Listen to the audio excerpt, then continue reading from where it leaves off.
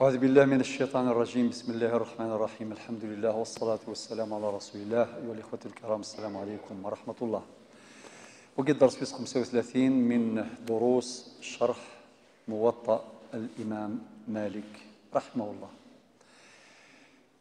نوعدي كنا يتمثل الدرس عدان السجد نشرح بالتفصيل الحديث رقم 147. الحديث بوسا يحتاج إلى تركيز كبير، كنكونسونطري مليح باش نفهم أكني جلس. يبدأ الحديث: وحدثني عن مالك، يعني يحيى الليثي، وحدثني عن مالك عن العلاء بن عبد الرحمن بن يعقوب عن أبيه، وكلاهما تابعي. يعني العلاء تابعي، فافاس اسمه عبد الرحمن بن يعقوب أيضا تابعي، عن أبيه وإسحاق بن عبد الله. وإسحاق بن عبد الله هذا خطأ ورد في هذه الرواية. نسى ماشي إسحاق بن عبد الله، نسى إسحاق أبي عبد الله. إسحاق أبي عبد الله. وكتاب الزرقاني وهو اللي شرح الموطأ هذا الكتاب أخطأ. هذا خطأ، ولا بد أن يبقى هكذا، ولا يجوز تصحيحه، بل يشار إلى خطئه. فمن أراد أن يحقق فليحقق، ولكن يكتب الرواية كما ذكرها الإمام الزرقاني، ولكن بخطئها مع الإشارة إلى الخطأ. شو المعنى؟ تكتب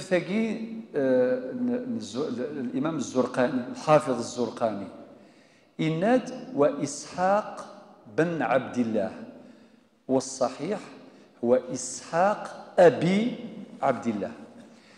ممكن أديني ما هي المراجع؟ حين أرجع إلى القاضي عياض وهو من أقطاب المالكية، وارجع إلى كتاب التمهيد لابن عبد البر، كلاهما أشار إلى هذا الخطأ. ولذلك كان يتمثل الدقة ذي الدنيا ثنا نكونين نسلمن ياكل العقود نخدم وكذي كل شيء ياكل. لو كان أنسع الدقة أكن يغتدينا ديوس هذه القرآن دي السنة تصل شغلنا غير جرزني ياكل. ربي مديني فتبينوا فتثبتوا أن تصيبوا قوما بجهالة فتصبحوا على ما فعلتم نادمين. النبي عليه الصلاة والسلام يقول البينة على المدعي. القاعدة الفقهية التي بنيت على هذا الحديث: البينة على من ادعى واليمين على من أنكر. القاعدة الذهبية: الأصل في الأشياء الإباحة. القاعدة الأخرى: الأصل براءة الذمة. يعني قواعد ذهبية نذهب ذكي. الثاني الإمام الزرقاني في الحديث رقم 147 أشار إلى إسحاق بن عبد الله وهو خطأ. هذه الرواية الصحيح رواية يحيى الليثي أبي إسحاق. إسحاق أبي عبد الله ماشي إسحاق بن عبد الله.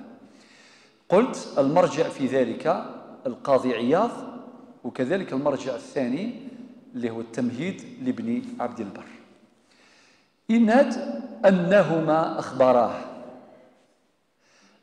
أنهما سمع أبا هريرة. سلام يا أبو هريرة رضي الله عنه يقول: أشو سينا؟ قال رسول الله صلى الله عليه وسلم: إذا ثوب بالصلاة، إذا ثوب بالصلاة.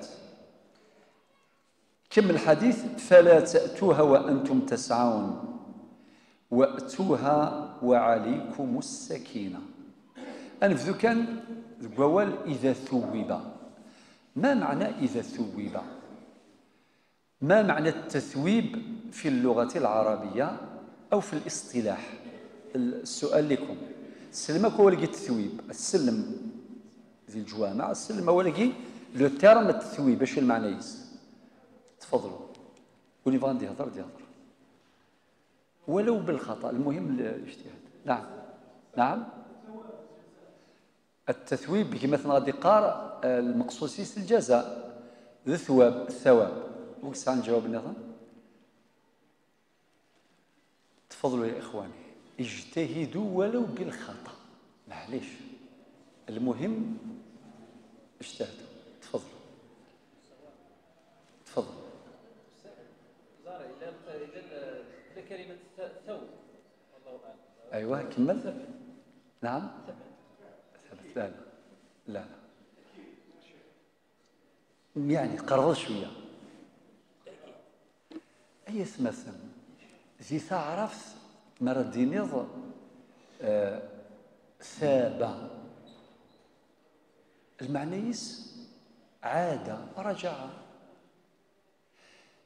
مرديني مقول كان الحديث إند إذا ثوب للصلاة، إذا ثوب بالصلاة فلا تأتوها وأنتم تسعون. من مين تولي إمزولة تزالن؟ من مين تزالن؟ الإقامة ماشي الأذان، صح ولا ماشي صح؟ يلا فعلا نقيم. الشيخ يخدم إقامة صلاة العشاء، ذي النار تولي من لا فيتاس تسلمي الصوت يصباظون. سي فري و با؟ سي لوجيك. خاطر كاينين لا هذا الزلا باش هذا الحقق، هذا الزلا باش هذا الحقق. إذا ثوب بالصلاة، التثويب الرجوع، ثاب إذا عرفت المعنى راجعها. أي غير إذا ما المقصود بالتثويب ذاكي؟ التثويب معناه الإقامة. إذا أقيمت الصلاة فأتوها، يعني وأنتم تمشون، ولا تأتوها وأنتم تسعون، يعني من السعي، من السرعة في المشي. بمعنى مثلا إقامة الصلاة، روح تستويل غاس تخدم شوية تيكلي، تغور ذاك شوية تيكلي، ماشي السرعة مثل قرانت تازلة، ماشي تازلة. ثوري سباتين ديون يون ذا شو العلاقة المصطلح اللغوي ثاب رجع، والتثويب معنى الإقامة. وإذا أقيمت الصلاة بسيطة، معناه المؤذن وهو يقيم الصلاة، معناه راجع يكرر ألفاظ الأذان، أليس كذلك؟ راجع يكرر يؤكد، ذي المثل قرض، راجع ليكرر ويعيد ألفاظ الأذان. الأذان تسلم فيك الله أكبر الله أكبر أشهد أن لا إله إلا الله أشهد أن لا إله إلا الله، خيك. وذي الإقامة كيف مع فارق بسيط، الله أكبر أشهد أن لا إله إلا الله وأشهد أن محمد رسول الله، فقط لا يثني. حي على الصلاة، حي على الفلاح، بعدين قد قامت الصلاة، الله أكبر لا إله إلا الله. تقريبا ألفاظ الإقامة تسيقاذن ألفاظ الأذان. مادام المؤذن راجع ثاب فأعاد ألفاظ الأذان يسمى ذلك بالتثويب.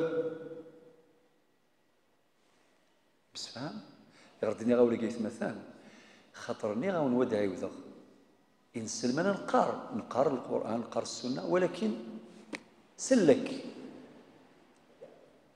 يزمر يوم يقيم 40 سنة ذي قال الحديث هاكي يتعدي فلاس نورمال إذا ثويبا إلى آخره. وهذا لا يعني بلولاش الثواب دائما إلا لأنك في العبادة، فهمنا؟ ولكن في أذان الصبح ذينا المصطلح مرديني المؤذن ما معنى التثويب في أذان الصبح؟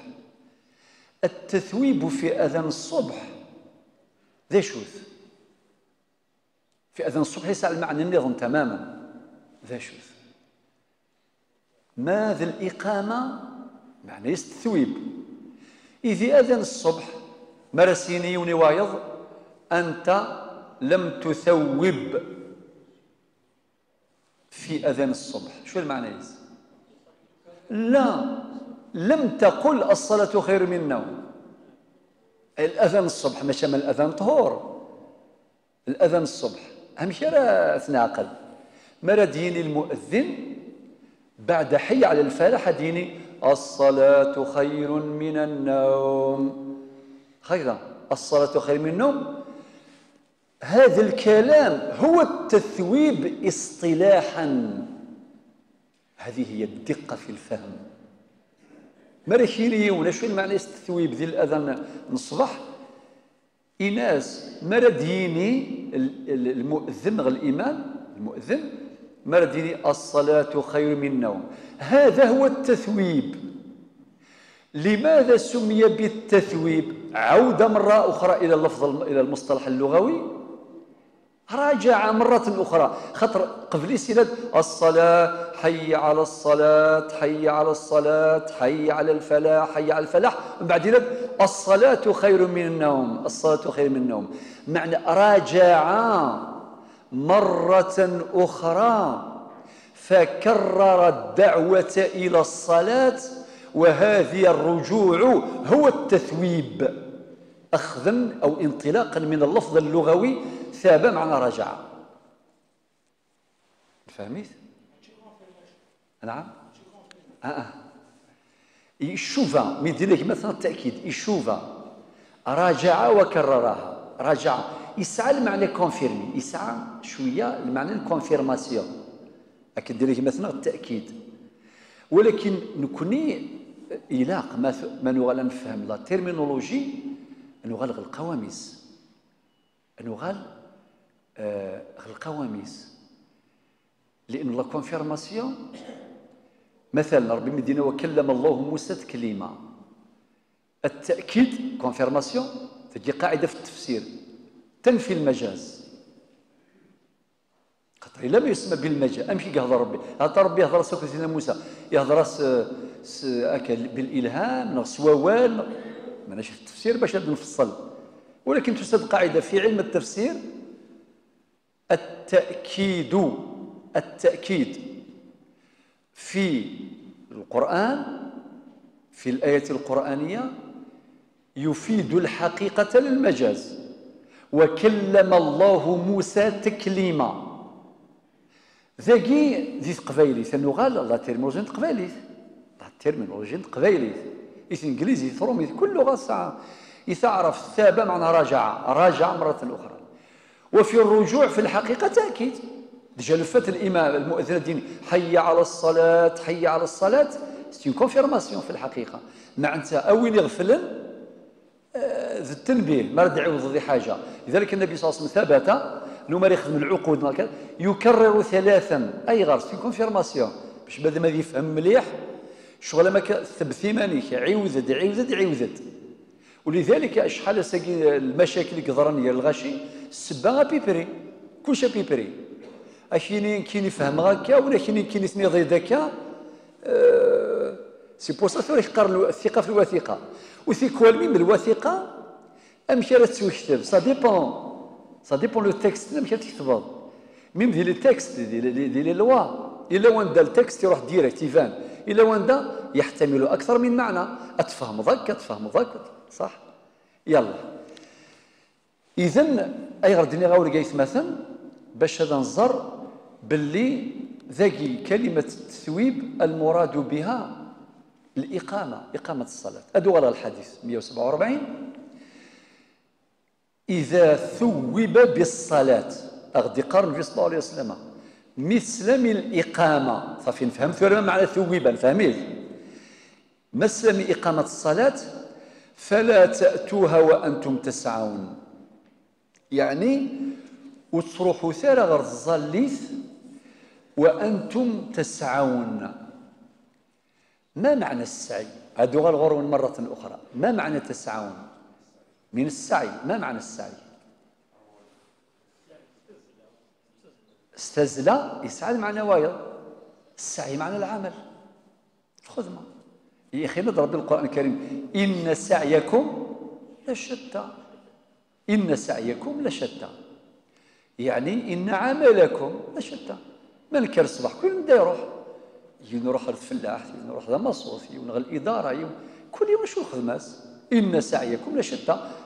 في سورة الليل الآية 4. إذن كلمة السعي في اللغة العربية تفيد معنيين. المعنى الأول العمل، المعنى الثاني المشي بسرعة، استزلى. الدليل يأتينك سعيا. يأتينك سعيا معناه مسرعات، مسرعات. إذن ذي الحديث مدين بها الصلاة والسلام فلا تأتوها، أي فلا تأتوا الصلاة وأنتم تسعون، أي وأنتم مسرعون. يعني روح التاويل غسل من الإقامة وتمززل ثارة روح التاويل. يا أخي المسفهم الله يبارك. وأتوها وعليكم السكينة. وأتوها وعليكم السكينة. روح ارتزليث غسل من الإقامة روحث وعليكم السكينة بمعنى الوقار، الساويل، العقل. ذاك يتمثل نزمر نفهم بمفهوم المخالفة. اللي يقارن في علم الأصول مفهوم الموافقة، اللي يقارن مفهوم المخالفة. ما نفهم الحديث بمفهوم المخالفة، وهذا يسمح لنا يجوز خاطر الحديث هناك إذا ثوب بالصلاة. بمفهوم المخالفة منسلارة إلى الإقامة نزمر نزل صافي تزلا ياكي ممنوعة كان منسلا إلى الإقامة، ولكن ما إلا قبل نسل الإقامة نكون مثلا نزرة باللي الإمام بعد الأذان تغيمي 5 دقائق ل 10 دقائق على حسب في الظلة يكفى الأذان لدى نحوس التاويل. ما إلا مازال نسلا إلى الإقامة نزمر نزل على حسب بمفهوم المخالفة، وهذا أمر وارد. ولكن ما الذي يجعلنا نفهم أن الإسراع إلى الصلاة غير مقبول منهي عنه سواء ثوب أو لم يثوب بالصلاة؟ إلا الحديث وايض يدينا إذا أتيتم الصلاة. ألم أقل لكم يا سادتي أنه من القواعد المنهجية في استنباط الأحكام الشرعية من أدلتها التفصيلية تجميع النصوص أداوي كل التكست باش تستفاد ان جوجمون. لو كتهضر يون ان جوريست ايكونوميست يون ذي تخصصي عنده يخدم سي تكست اثني دياوياك تكست اجين بعد يخديني مثلا واقي لا ديسيزيون تاع نسيت ذكر لا ديسيزيون تجمع داك لي تكست لو جوج كيف القاضي ماشي ولا ارتيكل هذا اللي يجمع 4 5 6 ارتيكل باش يكيني هذا الجوج. لذلك يزمر ذي يفهم يون إذا ثوب بالصلاة ذينا ممنوع الإسراع بمفهوم المخالفة. ولكن اش سنين يا سيني يرجو سواء قبل التثويب أو بعد التثويب والخدمة لا فيتاس وتسزلارا خاطر إلى الحديث وايض دينان إذا أتيتم الصلاة بمعنى قبل التثويب أو بعد التثويب. وهذا الحديث أعم من الحديث الذي نشرحه الآن. نكمل. لماذا إذن الحديث يسب بالتثويب أي غير بالتثويب؟ هذا يجري مجرى الغالب، هكذا يقول الفقهاء، يجري مجرى الغالب. أعطي لكم مثال من القرآن. ربي قال وربائبكم اللاتي في حجوركم من نسائكم. ما إلا ثمطوث يموت ورقازيس يجاز تقشيش يساد يون يثمطوثاك أبر ثمطوثاك ثموث نغي فرياس، هل ترى يجوز هذا يلسني ثرفيفتيس؟ لا يجوز. ولكن القرآن ينادي وربائبكم اللاتي في حجوركم من نسائكم اللاتي دخلتم بهن. فإن لم تكونوا دخلتم بهن خلاص يجوز. هنا تأتي القاعدة الفقهية: الدخول بالأمهات يحرم البنات، والعقد على البنات يحرم الأمهات. العقل إلى قضية لي كومبلي ديسك دير إجهادك أدعي. الدخول بالأمهات يحرم البنات، والعقد على البنات يحرم الأمهات. بالمثال يتضح المقال. ما إلا يون يخدم الفاتحة في تقشيش، تقشيش تاقي ثموث مثلا، ثموث يفراس الفاتحة كان عقد وريجوز هذا ديال الناس اي بورتون جوست كي نخدم العقد دايا. ماذا الكونترير نو، الدخول بالأمهات ذاكي يحرم البنات. فمثل القاعدة الفقهية هانو غلغ القرآن وربائبكم التي في حجوركم من نسائكم أدقر في حجوركم، معنى ثارفيف سيدي ربان يذك ثغ تمطوث ثبويد ثارفيف ثبويد يليس بارابور شينا شو يكت ثارفيف صدر شان فهمتي الآية ما إلا ثقشيش تاقي فربت ذك خاميك ثموث يماس وتساضل حقا تستغض بمفهوم المخالفة. ما إلا سجاتين رخواليس سي مولا تمطوثاكي مثل تمطوثاكي يجوز ضغط يليس طبقا للقرآن، طبقا للقرآن خاطر بين وربائبكم التي في حجوركم من نسائكم. ولكن اسمحوا لي علماء التفسير أشدنان إن ذلك يجري مجرى الغالب. الغالب أنه ثمطوث داوي الليس سيرفيف اسمي الترفيف، ولكن التحريم يثبت سواء تربت في حجرك أو في غير حجرك. أي غير ديوال المعنى باش تنطبق ذاكي إذا ثوب بالصلاة معناتها الداعي إلى الإسراع هو التثويب أو الإقامة لا الآذان. نزمر نسلكيك الآذان أقلا غادي سونترفيل نبغى نزادي العتيق غادي نروح الساويل خاطر نزرا مازال 10 دقائق سورتو تزرت تهورنا في ضاع ثيسغيم 4 ساعات لغا الفجر نزرا حوالي 20 دقيقة أدنى الساويل من المية ناخذ لا فيتاس حما نسلي الإقامة قد قامت الصلاة قد قامت الصلاة الذين نزل فيفهم هذا الحديث ماشي بمفهوم المخالفة كما ذكرنا، لا. أولا أتينا بالحديث الشامل العام الذي يقول فيه النبي صلى الله عليه وسلم إذا أتيتم الصلاة، فهو حديث أعم من الحديث الأول. الدليل الثاني أن التثويب هو الذي يدعو إلى الإسراع وهو أمر منطقي معلوم سي لوجيك. وكل ما نزل ما نسلا قد قامت الصلاة نراون زر كان يظلي 800 دينا شي قد قامت الصلاة سورتو ما يفدا الشيخ عند الله أكبر تكبت الإحرام يفدا يقرا القرآن في ناس وضابطات زيسكاليي يصباظون يا أشو درنا الذي خاف فوت جزء من الصلاة وين يوغذن أسيروح شوية نتظلي شوية ستروح ركعة مثلا ذاكي نند يجوز له الإسراع،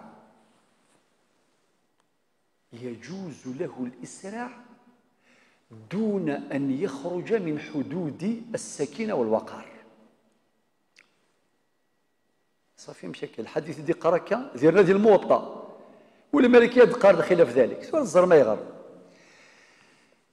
لأن الإمام مالك اعتمد على فعل لابن عمر.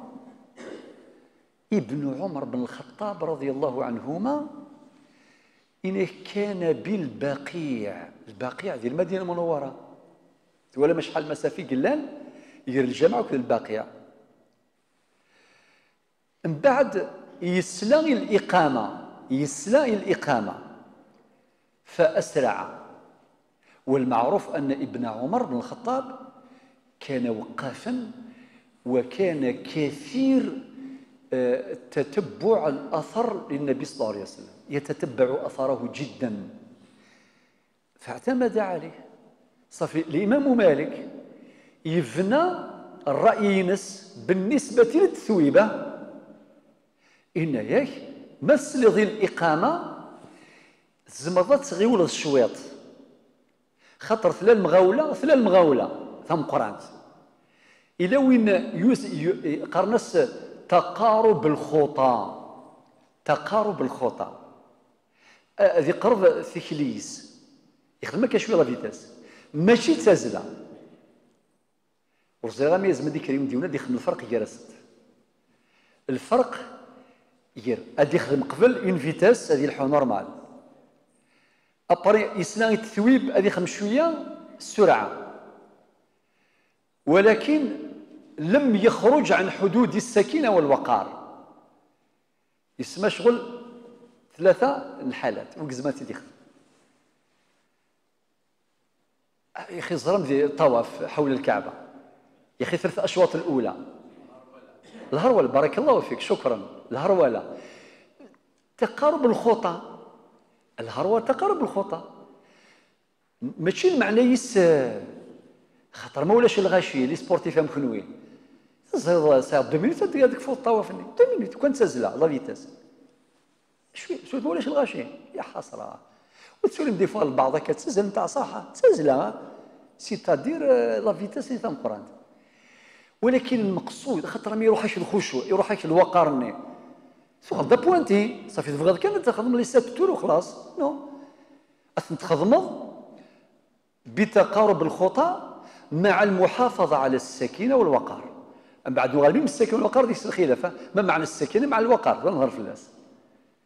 طيب الأخ كريم اللي قد ذكر الله خلف كيرد كان داكي جاس كان يمكن يعني فيك باش هادي الحسيات واحد السيادي ناصينا ثورة خدم كان في نورمال إما قد قامت الصلاة بارك الله فيك ثاقي مقبولة وغاد واش صروح وغاد سمك ثاقي مقبولة ولم الفرق إمي ما يلا ذي المسارعة الزلكان بارك الله فيك ما شاء الله ثانكيرو ثاقينا ثانكيرو ثاقي سيان كيرتي ثاقي خاطر ابن عمر بن الخطاب يخدم زعما ما دير شي خدمه من سنه ولا شي خدمه من سنه خدمه مشيت يعني يخدم لا فيتاسي في السناث يسنى الإقامة فأسرع لذلك الإمام يقول لك يجوز الإسراع بتقارب الخطى دون الخروج عن حدود السكينة والوقار لأن ابن عمر فعل ذلك.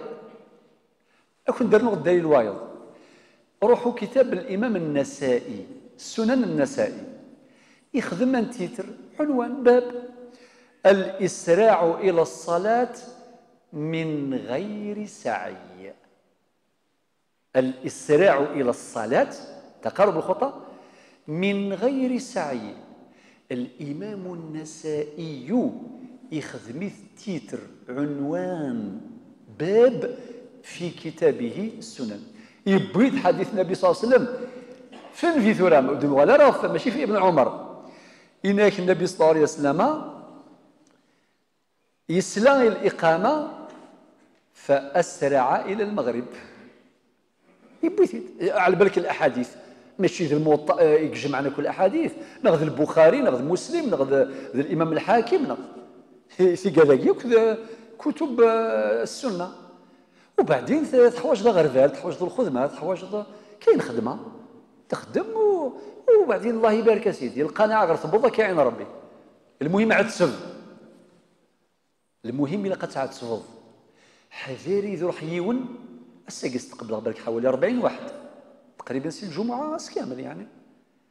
يقول لك يمكن يكشم الانترنت وفيه الجواب يكون يهضر ربي الانترنت الدنيا غير كشي تاكل يستويل مباشرة طف سي نورمال كلشي لي سوليسيون فاسيل استفكر سواء تفك الجواب يا سيدي فكر في مسألة في المناسقة تا وداك الانترنت دو موند اكو محال سيدي سيفغي نجرب نروح هكذا وين كاين 20 قبر في المناسخات إلا قال المخي كذا يفشل وكيما الصدع من الفرائض والرياضيات ولي بروبابيليتي ومش عارف الا كان كي بيبري.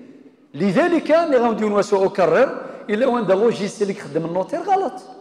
شحال الفرائض ساكي عدنتي لا جوستيس غلظنت لي كونسيرني لي زيريتي والسناره بالك هذا فضل لي زافوكا اور السناره هذا فضل لي جوج اور السناره لي جوج ديزيني نوتير يشكع يتسي لوجيسيال فكا لا ريبونس يكاشيت سيفكات لو جوج طبقيت ولا شو يدي كان هو دي الشتي ولا ديوان لي كونسير لي زيريتي كاينين ناس صندشينا بالقاضي صندام لافوكا صندام ام النوتير هذا غامسي قيمنا كني مي غلط روحني مليونان روحني هكتاران روح كذا السبب الفريضه تغلط سمحتي لي بارونتيز كي نتدنيا باش تمسني وتتسارى السلسله خاطي هذه عاد تسبب بنادم مثال تصبر ما تقرزو سالسي اللجور فاذا اصبت لك اجران واذا اخطات عندك اجر واحد اجر الاجتهاد. أكيد سيدنا معاذ بن جبل النبي صلى الله عليه وسلم مثل شجاع اليمن قاضية يناس بما تقضي بين الناس يناس بكتاب الله يناس فإن لم تجد يناس فبسنة رسول الله صلى الله عليه وسلم يناس فإن لم تجد أجتهد رأيي ولا آل لا أدخر جهدا ذي الناس خدمة غلاغي بس خدمة قريب. لذلك أشرت إلى هذا الأمر. فهذا غير السكينة والوقار الفرق بينهما ند العلماء لو قالت السكينة والوقار شيء واحد ولكن مخلف ديال المادة اللغوية أليس كذلك؟ مادام مخلف ديال المادة اللغوية إلا قد مخلفا أما كدنظمي تعرف هذا ذلك مخلف هذا زدتي ذلك وهين لذلك ربي القرآن مدينا ألف لام ميم ذلك الكتاب لا ريب فيه أي ردينا هذا الكتاب أي ردينا ذلك إشارة إلى رفعة المقام ذلك معنى القرآن عليه الشانيس يفعل الشانيس سي بورسو دينا ربي هذا الكتاب ألف لام ميم هذا الكتاب لا ريب فيه إند ألف لام ميم ذلك الكتاب لا ريب فيه هدى للمتقين. إذن السكينة والوقار الفرق هي رسنت إنك السكينة في الحركات والوقار في الهيئات. السكينة في الحركات والوقار في الهيئات. سمحت لي ثمثل قراضي ثمثل نهضر نتعلم فيك ولا دي قيمي ونري فيك يتظلى ما مشيتش هكا اشحال حركه تاريخ خدم الله اكبر شي نيت قيمض في حاله من السكون نتسع يكسد الواضر من بعد يسقم ثشاشيس من بعد يخدم كي ثمرتيس وبعدين يخمز يخكا في ضميك ناري شيني الجاريس ينيد كان مش الليل صافيت الليل أكي قل أشو دي قيم الخشوع أتصور سيد الساون متولد دي الصف نغلا. السكينة إذن في الحركات. الواحد منا يجتهد باش لا يتحرك إلا عند الضرورة، عند الضرورة، خاطر ممكن تأتيك حركة الله غالب يحرسك الحال باش تكمل كذا مضطر حركة واحدة زوج ماشي خلال الصلاة. والوقار في الهيئات. سمحتي اسمرت ريون الهيئة ينس خاص يعني كيف ذي الدين وكذا نزال الإمام يصلي ثشاشيث دي صري ما يسمى مليح وكذا يزمر غير الزاليون جوكينغ غير الزال يجوز نورمال عادي يجوز نورمال نزال فيه ولكن لا مقام الإمام أرقى. لذلك ما تشفى ميد المسلمين في الوضوء التيمم يجوز للإمام أن يتيمم ويصلي بالناس وهم على وضوء بالطهارة المائية وهو بالطهارة الترابية أليس كذلك؟ يجوز. ولكن خلاف الأولى الأفضل أن الإمام أذيلس الوضوء نكوني ما وقل لنا ستيمم معليش خاطر نكوني فيرس نفهم يا جماعة الخير قل كان الدقة ماذا بك أذيل الإمام بطهارة مائية. ولكن ذكرنا هذا متى ذكرنا هذا تذكرون؟ حديث عمرو بن العاص اسمي يزل الجيش كان على جنابه يزل ستيمم يخبريثن لا ترونسبارونس توتال يخبريثن الصحابه من بعد خبر النبي عليه الصلاه والسلام الناس الامام من عمرو بن العاص يزل ستيمم الى الجنابه ستيمم يزل يسند النبي عليه الصلاه والسلام يستقسات الناس تزل ستيمم إناس يا رسول الله قال الله تعالى لا تقتلوا أنفسكم إن الله كان بكم رحيما. إناس ثقيل الآية في السويسيد ثقيل نقتري منون معناه لا تنتحروا يعني يسك ما السردغ ما تدوش خاك النية يدخل المقطع رفع الحدث الأكبر وكذا يبقى هذا يهلك هذه ظهر أمان الصماضن وكذا تغير ستيمم وهذا يجوز. والنبي عليه الصلاة والسلام تبسم يضحك يضصى والناونا يتمثل تبسم النبي صلى الله عليه وسلم كونفيرماسيون تقرير تجي السنة تقريرية سواء يقبل ذلك إما قولا أو فعلا أو بتبسمه أو حتى بسكوته صلى الله عليه وسلم.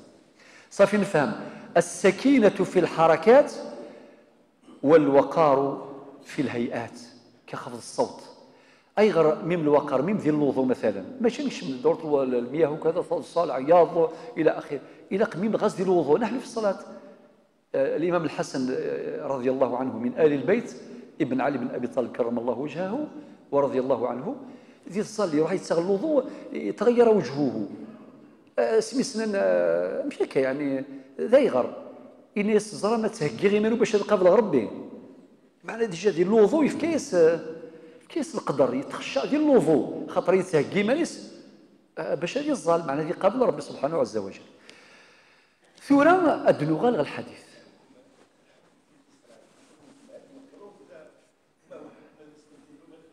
بارك الله فيك سيأتي البيان. شكرا على السؤال معلش سأسرع في الجواب. قل حكمه حكم الكراهة. ثورة أدلغ روايات الحديث يوث الرواية ثناد أم الحديث أكي ثناد فما أدركتم فصلوا فما أدركتم يعني أي لد الحقم ظلت تلحق الإيمان في أي هيئة وادخل معه. لاحظوا معي وين ديك الشمد هنا غروطار قناص المسبوق ماشي هذه يبدا يصراجو اسي نحبس كذا رجل وقيل الركعة الثالثة سي با لابان خاطي اكشمك ذا الإمام أندثي الدفاض أما ذا ركعة ثم زوارو ثم ذا ركعة في السنة ثم ذي السجود أما ذي السجدة الأولى أما ذي السجدة الثانية أما ذي التحيات بروفيتي كشمك ذا الإمام أكني تكشمض السعيد لاجار ادوك للجماعة أكان ماشي هكا ولا مرة قيل لنا نظن أكثر أي غير أكثر خاطر نكوني في المذهب المالكي وين كاين الإمام الراتب ولاش صلاة الجماعة ما نستدعو كي ذي 5 روطار يسكن 5 الجماعة خاطئ كل اللي يصل وحده تفوتها صح. من المذهب الشافعي تصلي في جماعه على مذهب العشاء، ثورة كيجي سي المغرب على مذهب العشاء اتصفط بالك 20 صلاه جماعه، مساند 5 غزال كيف كيف، مساند 10 غزال كيف كيف، مساند 6 غزال كيف كيف، صح هكا في كود ياسي ونوري فراسين وايضا واحد زال غيدك باش هذه اجر الجماعه. لذلك حتى في الحلقات بين المغرب والعشاء هناك نوع من الازعاج بصراحه، خاصه الذين يقتربون من حلقه الدرس، وربما الامام ذلك الامام في صلاه الجماعه يرفع صوته ويشوش على المدرس ويشوش على المتلقين، ولا حول ولا قوه الا بالله. لو كان تنتقف ساكنين بحث فهذا هو اجر الجماعه. يا ولدي يا ولدي لله في سبيل الله جا ترونكيل. لذلك في المذهب المالكي الحمد لله وين يصل روطار يزال وحدس زال وحدك تسال روطار زال وحدك، خاطر هناك امام راتب. اتفقنا. ثورة الحديث النات فما أدركتم فصلوا، أين ذا الحق من ظلث هذه ركعات ظلث، ولكن وما فاتكم فأتموا. ما معنى أتموا؟ معناه أكملوا، معناه أكملوا. شوفوا ترى الحديثين، ولكن هناك رواية عند الإمام النسائي والإمام أحمد ذا شو دنا فما فاتكم فاقضوا. الرواية الحديث الإمام مالك الحديث 147 ثلاث وما فاتكم فأتموا ركعات يكون يفوثا كملت السنة. ولكن الرواية يديوسند عند الإمام النسائي والإمام أحمد ثناد فما فاتكم فاقضوا صفين ساعة فقضوا ساعة فأتموا. شوفوا ثاس لانسين مسلاين في الرواية النظام عند الإمام مسلم في صحيحه ما أدركت فصلي وما فاتك فاقضي، ماشي للجمع للمفرد يخاطب المسبوق. ما أدركت فصلي وما فاتك فاقضي.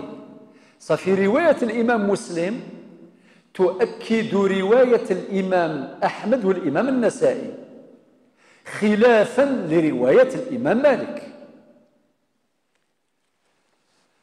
اختلاف الروايات يؤدي حتما إلى اختلاف الرؤى الفقهية. مادام اختلفت الروايات إغلاق هذا مخالفة الفقهاء. سادتي الأفاضل كي تسمعوا اختلف الفقهاء نيغاون إذا اختلف الفقهاء ماشي تغنانت ماشي هواي لا، اختلافهم مبرر جوستيفي ما مخلفن إلى قد مخلفن. إما الخلاف بسبب لغوي ورد لفظ عربي مشترك يحتمل أكثر من معنى فاختلفت الآراء الفقهية تبعا لاختلاف المعاني اللغوية، إما اختلف الفقهاء لورود رواية عند أحدهم ولعدم ورودها ووصولها عند الآخر. الإمام الشافعي ثبضيت الإمام مالك تبضارة هذا المشكل كلي ولا شو ساعة، إما لكثرة الروايات واختلافها. لكن إذا النتيجة اختلاف الروايات يؤدي حتما إلى اختلاف الآراء الفقهية. هذا يدفعنا حتما إلى الحديث عن أحكام المسبوق. أحكام المسبوق. الآن نحكي عن المدرك من الصلاة. أين يد الحق ثورة مثلا يوم دينا غير الحق المغرب نهار العشاء يلحق ركعة نغسل كل واش يدير الحق ياكو كذا الروطار يسميسن المسبوقون صحاب الروطار لي روطار دارتير وكذا يسميسن المسبوقون. السؤال مطروح سؤال منهجي مهم، المدرك من الصلاة هل هو أول صلاته صلاة المسبوق أم هو آخر صلاته؟ ذوقي ذا الانترسكسيون إلى قد نجاوب تبع مليح ركز.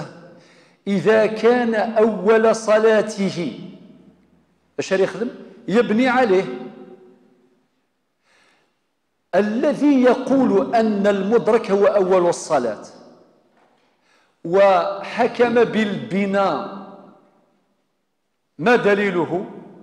الدليل إنياك لأن المسبوق جاء بتكبيرة الإحرام، وحينما يكبر تكبيرة الإحرام الركعة الأولى التي يصليها هي الأولى، أليس كذلك؟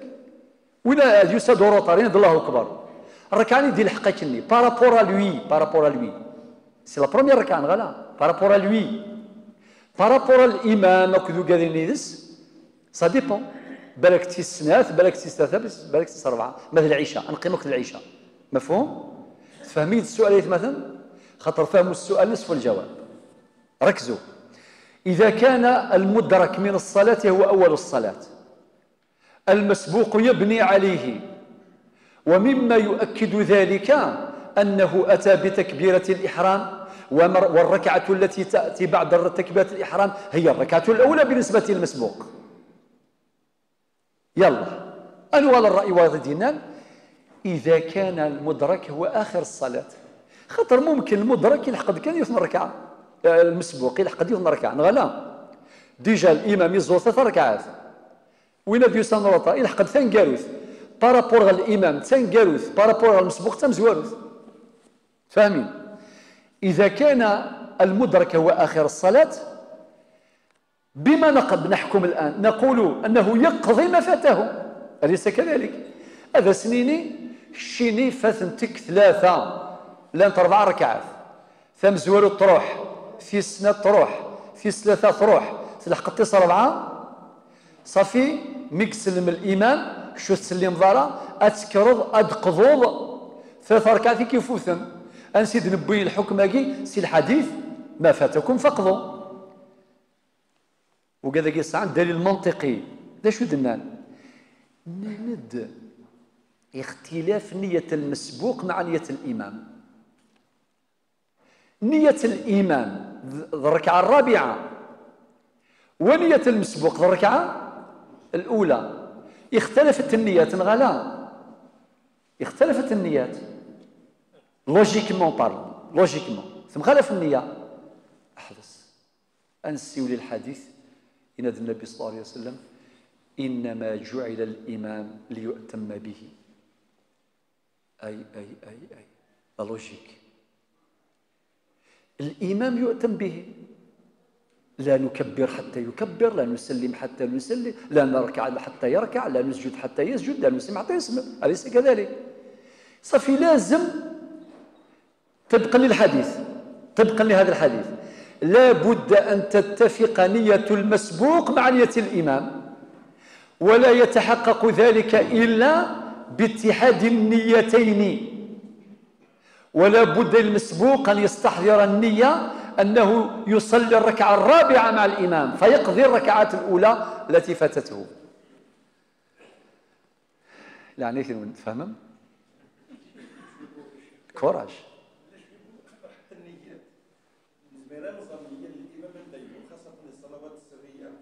عادي عليك نور. ما شاء الله. شيخ سعيد سمح لنا حرصت باش نتعلم. نعم انا درك بديك تفهمني كيفاش نرقعها حتى ديك الركعه الاخرى. اني نوصل تعلمني كيفاش نجي. اني هو وصل ليها هذه لا تيوري حرصت باش اليوم نتعلم هذا تتعلمها ان شاء الله. اصبر برك ني غندير خاصه مزيور ني غندير خاص الصور كوني حرز ربي يعطيكم الصحه. نكوني وين ديوسان مسبوق لا تيوري مع لا براتيك لا تيوري باش نفهم مليح ابري لا براتيك مباشره اطمئن. المسبوق ما يديك الشم وري زراره ورا يسقسي الا قال يسقسي ولي الظلام ديجا غامش الا قال يهزم فازال باش كيدير خبار صافي ونزراره معناه كدينا مثلا الى قصر ديال بالك باللي ان كاين يدفع على الامام ورزري غندايلا من المصدر من الميله ميك سلم من بعد تخدم ذي العشاء 4 ركعات ما إلا تلحق ذيوت صافي روح أنت ثلاثة، ما تلحق السنات معنا روح أنت سنات، أليس كذلك؟ ما تلحق ثلاثة مع تروح كيوث. صافي الذين قالوا باللي المدرك من الصلاة هو آخر الصلاة فحكموا بالقضاء طبق الحديث المذكور، وجاءوا بهذا الحديث وفي الوقت نفسه بحجة منطقية. الحديث النات إنما جعل الإمام ليؤتم به، وهذا يقتضي الاتحاد بين المسبوق وبين الإمام، والاختلاف في النيات غير مقبول. لذلك من البداية أيها المسبوق أخذ من نيائك بس بعض الإمام والسلام مازال صبرت. ثورة من يود رواية فأتموا إذ يسند الحديث الموطأ. ماذا نفهم منها؟ ما أدرك المسبوق هو أول الصلاة، والمطلوب إذن هو الإتمام. ولكن من بود رواية فقه نفهم بأن المدرك من قبل المسبوق هو آخر الصلاة، المطلوب أن يقضي. ثورة الناس إلى السادة المالكية أيغر السادة المالكية ثورة تصغر من السر أيغر ثورة ولو نحضر الجلسة ولي فهمها راه كاين غير المالكية قيمة تزرد باللي ذني الأصل ديال الموضوع. المالكية هم الأصل وستدركون ذلك الآن. الثابت عند المالكية ثلاث أقوال بلغة أخرى تروا ميثود. القول الأول هو البناء مطلقا، القول الثاني هو القضاء مطلقا، القول الثالث هو التفصيل الذي يقتضي البناء في الأفعال والقضاء في الأقوال. وجيوار مليحة نقالوا ياك الصبر. لا بروميير ميثود البناء مطلقا، وهو المشهور عند السادة الشافعية عن رأي المالكية الذين قالوا بالبناء مطلقا. والرأي الثاني المالكية القضاء مطلقا هو المشهور عند الحنفية عند السادة الأحناف. إقيم اغتر الحنابلة القولان البناء والقضاء موجودان واردان في المذهب الحنبلي، مذهب الإمام أحمد بن حنبل رضي الله عن الجميع. وانفرد المالكية بالطريقة الثالثة وهي التفصيل التي يراد بها البناء في الأفعال والقضاء في الأقوال، وهو الرأي المشهور عند المالكية. وجه البناء هو إعمال رواية فأتموا، وجه القضاء هو إعمال رواية فقضوا. من هو ابن عاشر وسنشرحه إن شاء الله من بضغور. سيشدنا ابن عاشر في البيت الشعري رقم 176 أشو دينا البيتاقي يلخص غد ساعة زمن. البيتاقي لخص لنا ساعة زمن أوليو باش يكون تهضر الساعة 1 اور أكون تهضر 4 سكوند يوم باول باش تزر ماشو سوى المتن. أشو دينا ابن عاشر في متنه إن سلم الإمام قام قاضيا أقواله وفي الفعال بانيا. معنى البناء في الأفعال والقضاء في الأقوال. هذا الكلام المفصل ترجمه ابن عاشر في متنه في البيت رقم 176. هناك من المالكية من ضعف هذا الأمر، ضعف هذا التفصيل، خطر توعر البناء في الأفعال والقضاء في الأقوال. نكمل إن شاء الله بعد الأذان.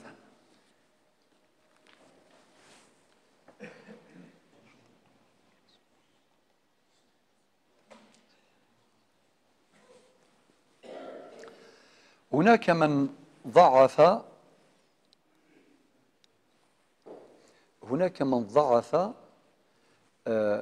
هذا التفصيل.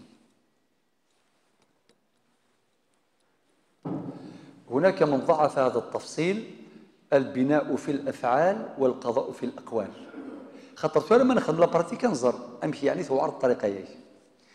ابن عبد البر أشو دينا طبعا إن رواية فأتموا أكد رواية فقضوا روايتان متساويتان في الأثر والنظر، إلا أن رواية فأتموا أكثر. يعني وجد ديروان رواية فأتموا أكثر بقى ديروان رواية فقضوا، ولكنهم متساويتان في النظر والأثر. ثورة نغال نخدم مثال عملي. مثلا يوني الحقد صلاة العشاء الحقد ركعات ثانكاروث، اشحال يتفاثم هذا هو ثاني واعر الشويط باش نفهم، خاطر لو كانت فاتي في ركعه يسهل. اما الا يون يكشمد يلحقد الركعه ثانكاروث صافي شحال يتفاثم؟ ثلاثه. السنه مزوره فاتحه وكذا الصوره جهرا جهرا يا اخي السنه مزوره بالجهر واش انت حضيراره لا تروازيام وسي حضيراره لا كاتريام سرا يلحق يسيد فهمي داك يا اخي. هذا ثورة مشى راه يخدم استخدم لي تروا ميثود ترافو ديريجي ترافو براتيك انستخدم حسب طريقة البناء. امشى راه يخدم باش تواليم ثيكوال مخلف الاخوان مشى يرقضون ما مخلف ستبوسني اعطيهم الصحة اما مخلف الجهل مرفوض. لذلك طريقة البناء ندفع على بروميير ميثود، يعني ما أدرك هو أول صلاته إلى الله أكبر بور لوي ركعة ثم زواروث غاس نتا تسانكاروث ولكن رغورس نتا تسام زواروث يحضر ركعة كومبلي ياخذ الإمام الدين السلام عليكم السلام عليكم ونسام شي يكر أذكر بلا ما ينادي الله أكبر أنا عميه أذكر بلا ما ينادي الله أكبر. ذا شرا دياوي أدياوي الركعة الفاتحة أكد الصورة جهرا الفاتحة أكد الصورة جهرا جوست أبرا يقيم للتشهد. تبعني مليحة طريقة البناء. الشيخ ينادي السلام عليكم السلام عليكم نتسا ذكر بلا ما يكبر أديوي الركعة الفاتحة أكد الصورة الجهر جهرا وبعدين يقيم للتشهد وهي الركعة الثانية. الركعة الأولى لحقيت ذاك الإمام، الركعة الثانية أتدياوي البناء في الأفعال والقضاء في الأقوال. أمشي في الركعة الثانية بالفاتحة والصورة جهرا شغل كوبي كولي نقارن صحابه كي مازال صبر صافي ثورة مازال السنان ثم ذكر فيأتي بالركعتين الثالثة والرابعة سرا شكرا يكبر بارك الله فيك سرا ثم يتشهد ويسلم. معناتها شو يخدم الركعة اللي ثاني قالوا في الحقوق ذا الإمام بور لوي تمز وارث غس ودي خديمة الفاتحة والصورة خاطر أدركها بمجرد الركوع تدرك الركعة بالركوع صح؟ نسى شو تخص دوزيام ركعة ماشي إلا قد يديوي على حساب الميثوداكي إلا قد يديوي الفاتحة والصورة يبوتيد يقيم التشهد يسدي قيما في ثلاثة في أربعة ينادي الله أكبر يكر يبويد في ثلاثة سرا في أربعة سرا الفاتحة يقيم يخم التشهد يسلم تكفى الزاليتيس.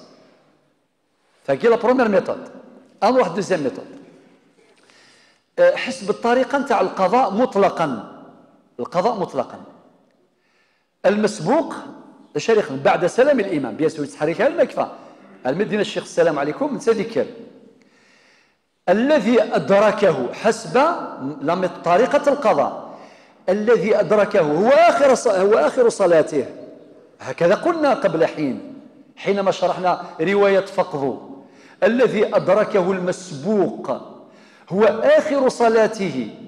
فماذا يفعل الآن؟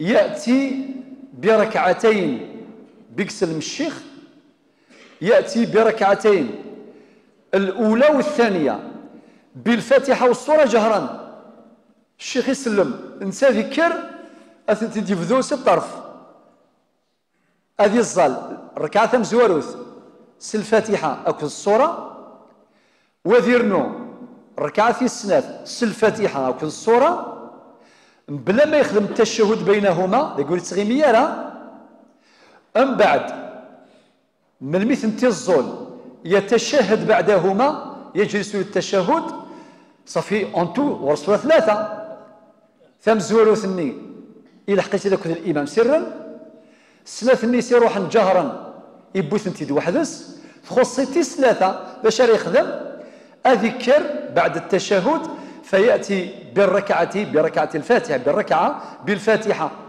سرا بالفاتحة فقط سرا لأنها هي الثالثة خاطر تيصر مع إلا حقيتيد سنتي مزورة يبوث انتيد في قيمة ثلاثة يبوثيد وبعدين ويجلس للتشهد ويسلم وقد اكتملت صلاته ب4 ركعات عملا بحديث فقدو. ثم نروح التفصيل لاقي حوايج على كونسنتراسيون ماكسيموم. الآن حسب طريقة التفصيل يقوم المسبوق فيأتي بركعة بالفاتحة والسورة. وقد قلت لكم سادتي أن الطريقة الثالثة موجودة عند السادة المالكية فقط. القول بالبناء هناك من قال به الشافعية، والقول بالقضاء قال به الحنفية، ومذهب الحنابلة هناك قولان بهذا وذاك. أما القول بالتفصيل فقط عند المالكية، البناء في الأفعال والقضاء في الأقوال. قلت لكم ركزوا معي جدا خاصة في هذه الطريقة الثالثة. ماذا يصنع هذا المسبوق الذي قلنا في الركعة يعني الحق مع الإمام الركعة الرابعة في صلاة العشاء؟ يقوم المسبوق فيأتي بركعة بعد طبعا السلام الإمام، فيأتي بالفاتحة زائد السورة جهرا لأنه يقضي الأقوال. القضاء في الأقوال والبناء في الأفعال. في كل مرة نكرر هذه القاعدة. أي بالنسبة للأفعال هي الركعة الثانية بالنسبة للأفعال سي دوزيام ركعة، وبالنسبة للأقوال هي الركعة الأولى. بالنسبة للأقوال هي الركعة الأولى، بالنسبة للأفعال هي الركعة الثانية. ثم يجلس التشهد، ثم يقوم للركعة الثالثة في الأفعال، ولكن هي الثانية في الأقوال.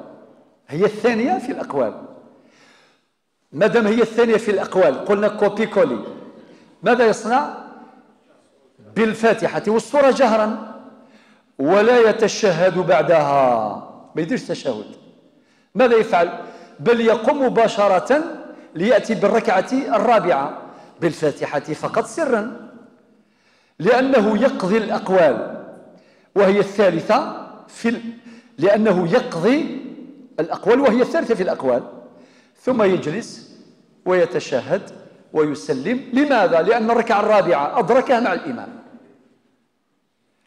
أعدكم سادتي بإعادة هذا التفصيل في الدرس القادم. قلت لكم في آخر الدرس السابق أصعب حديث للشرح هو حديث رقم 147، على خطر عنده روايات أخرى عند الإمام النسائي، عند الإمام مسلم، عند الإمام أحمد، وين قال فقضوا. وقد استمعتم إلى جميع الروايات، واختلاف الروايات أدى حتما إلى اختلاف الآراء الفقهية. السادة المالكية كانوا هم المرجع في هذا الأمر، وقد استمعتم إلى ذلك في ثاني الحديث. الآن أخيرا مازال نكمل الحديث، نعود إلى الحديث. واش قال النبي صلى الله عليه وسلم؟ بشر جميع الذين تأخروا فإن أحدكم في صلاة ما كان يعمد إلى الصلاة. هذه نهاية الحديث 147. علاش قال كل هذا الكلام؟ فما أدركتم فصلوا وما فاتكم فأتموا إلى آخره. وأمرنا قال وأنتم تسعون وأتوها وأنتم وعليكم السكينة إلى آخره. قال لماذا؟ النتيجة علاه الدافع إلى الإسراع هو الرغبة في تحصيل الأجر، هو الرغبة في تحصيل فضل الجماعة. علاش الناس يسرعوا حينما يسمعوا التثويب بالصلاة؟ لماذا؟ هو هذا الغرض. النبي عليه الصلاة والسلام بشرهم جميعا وبشرنا، قال فإن أحدكم في صلاة ما كان يعمد إلى الصلاة، يعني ما كان يعمد يقصد إلى الصلاة. أو وين ديوسان الظليث ولا مثفثيث ولا شغفل إن شاء الله يبوي الأجر يبوي فضل الصلاة، أليس كذلك؟ ولكن سؤال آخر مهم، إذا كان الإنسان وصل مباشرة أدرك الركعة الرابعة مثلا في صلاة العشاء، فقد أدرك أجر الجماعة ولا لا؟ أدرك ركعة بسجدتيها، ركعة مدينة ركعة معنا كومبلي، الركوع ولو كان دير الركوع ديريكت من بعد ديرنا السجدتين يختموا كذا الإمام، معنى أدرك فضل الجماعة صح. ولكن إذا كان مسكين هذاك اللي لحق قال الله أكبر تكبيرة الإحرام والشيخ قال السلام عليكم، كاش ما لحق هذا؟ ما لحقش. لذلك اختلف الفقهاء واختلافهم أيضا مبرر جوستيفي. الحنفية والشافعية في قول لهم واش قالوا؟ قال طبقا لهذا الحديث لو أدرك المسبوق فقط تكبيرة الإحرام ما لحق والو، فقد أدرك فضل صلاة الجماعة ويعتبر في حكم المصلي مع الجماعة. لماذا؟ لأنه أدرك تكبيرة الإحرام، وحنا على بالنا باللي الركعة لا تدرك إلا كاملة. تعرف اش قالوا الأحناف والشافعية في قول؟ قالوا لأن تكبيرة الإحرام جزء من الصلاة، أليس كذلك؟ اللي قال الله أكبر دخل في الصلاة، ولكن للأسف هو قال الله أكبر، الشيخ قال السلام عليكم. الحنفية والشافعية في قول قالوا لقد أدرك فضل الجماعة، ولكن جمهور الفقهاء من المالكية والحنابلة وقول من الشافعية قالوا الصلاة تدرك بإدراك ركعة كاملة، يعني بالركوع مع السجدتين. مازال يعني تفاصيل ستأتي في الأحاديث القادمة إن شاء الله تعالى، ولكن قبل أن نشرح الحديث 148 سنعود مرة أخرى باش نديروا تطبيقات لبراتيك يعني عن هذا الحديث 147 لنفهمه جيدا، ثم نعلم كيف نرقع صلاتنا ونتعلم أحكام المسبوق. والله لي التوفيق، والسلام عليكم ورحمة الله.